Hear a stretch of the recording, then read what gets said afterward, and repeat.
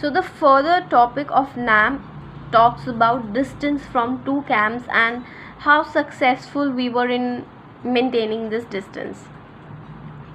The foreign policy of independent India vigorously pursued the dream of a peaceful world by advocating the policy of non-alignment, by reducing Cold War tensions, and by contributing human resources to the UN peacekeeping operation.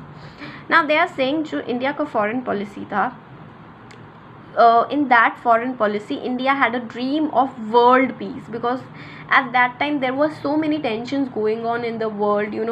Previously there was first world war, then it was the second world war, then the whole period of Cold War, and we did not knew that कब ये Cold War ख़त्म होगा. तो India का foreign policy यही था, they were dreaming about world peace, and that was one reason वो किसी भी कॉन्फ्लिक्ट्स में या किसी भी पार्टी या किसी भी कैंप को नहीं ज्वाइन करना चाहते थे. एंड वो अपने ह्यूमन रिसोर्स किस में इन्वेस्ट कर रहे थे. See there is this organisation, we will study this in detail in the contemporary book only, United Nations. So it is one international organization जो peace maintain करने में, it runs for maintaining peace in the worldly affairs.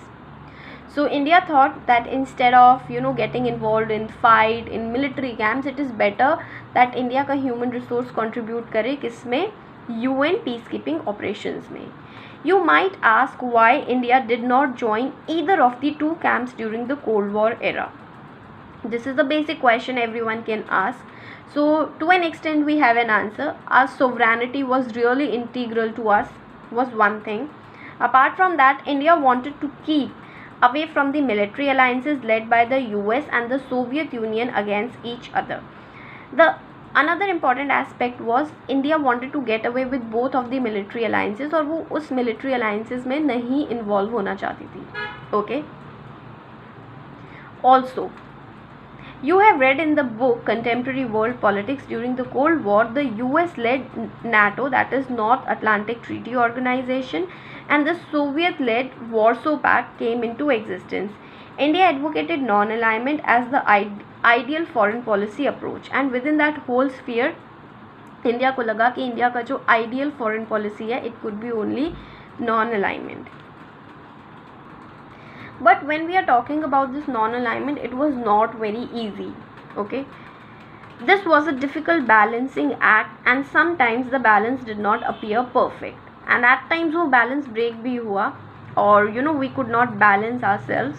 In 1956, when Britain attacked Egypt over the Suez Canal issue, India led the world protest against the neo-colonial invasions. Okay, when in 1956 what happened, Britain actually attacked Egypt for their Suez Canal, and उसके ऊपर पूरा issue था, उसके ऊपर पूरा fight था. India actually stood up, और India ने अपना voice raise किया that this is not good. ये नए तरीके का colonial invention, it is a new kind of colonial invention only, and which is not good. That since we are ending, the world is ending colonialism, आप ऐसे ज़बरदस्ती नहीं करके आप, this is also a form of invasion only, आप ज़बरदस्ती invade कर रहे हैं. But when in the same year, when the USSR invaded Hungary, India did not join its public condemnation. Okay, so that is why they are talking about कि India के लिए बहुत बार ऐसा भी होता था कि पीस मेंटेन करना और बैलेंस मेंटेन करना ईजी नहीं होता था.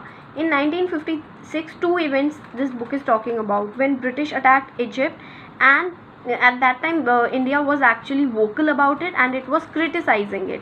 But when in the same year 1956 USSR invaded Hungary, India ने actually publicly condemn नहीं किया. ओके, कंडेम बेसिकली मीन्स उसके अगेंस्ट वॉइस नहीं उठाई और उस इशू को लेकर अपनी आवाज़ नहीं उठाई, अपने व्यूज़ नहीं दिए, कंडेम नहीं किया that okay this is wrong. The events were same. Then why India was inclined towards USSR? Despite such a situation by a large, India did not take an independent stand on various international issues and could get aid and assistance from members of both the blocs. But if we will talk about the whole, we cannot judge India's foreign policy on one or two issues. But if we will talk the whole policy about India's non-alignment, वो हमेशा balance करने की कोशिश करता था India, that वो किसी भी पावर ब्लॉक्स के साथ ज्वाइन ना हो, and at the same time India could get assistance from both the blocks. जब भी इंडिया को हेल्प चाहिए होती थी, असिस्टेंस चाहिए होती थी, since see it is not India का ही फ़ायदा था, it was also about other players, like USS also wanted more and more countries into their bloc. USSR also wanted more and more countries to its blocks.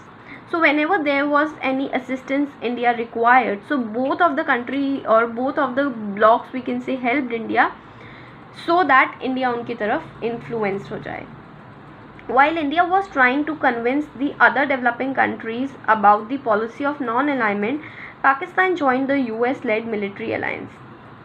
So all the countries which were gaining independence at the time India gained independence, India हर उन countries को suggest कर रहा था that they should follow non-alignment. But since when India gained independence, Pakistan also gained independence. What did Pakistan do? Pakistan actually went to the US bloc and वहाँ पे उनका military alliance join कर लिया, that was NATO. The US was not happy about India's independence initiatives and the policy of non-alignment. Now when Pakistan joined US, so maybe US was expecting that India will join it, but since India followed NAM and did not join US, so US was not happy about it. Therefore there are a considerable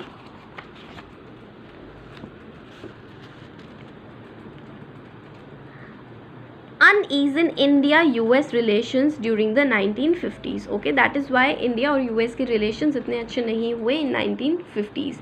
US was expecting India to join, but India did not join. The US also resented India's growing partnership with the Soviet Union, and also whenever on any occasion India was more inclined towards the USSR, US used to go against it.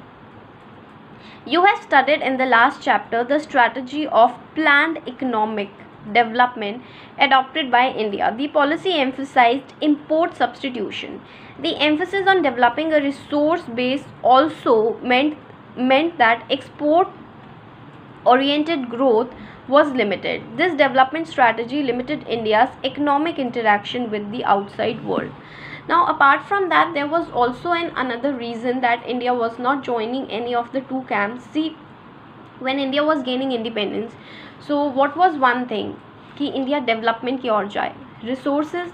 Now India में ज़्यादा resources नहीं थे, तो Indian government ने क्या focus किया था, हम ज़्यादा से ज़्यादा we will stop ourselves to import things from outside.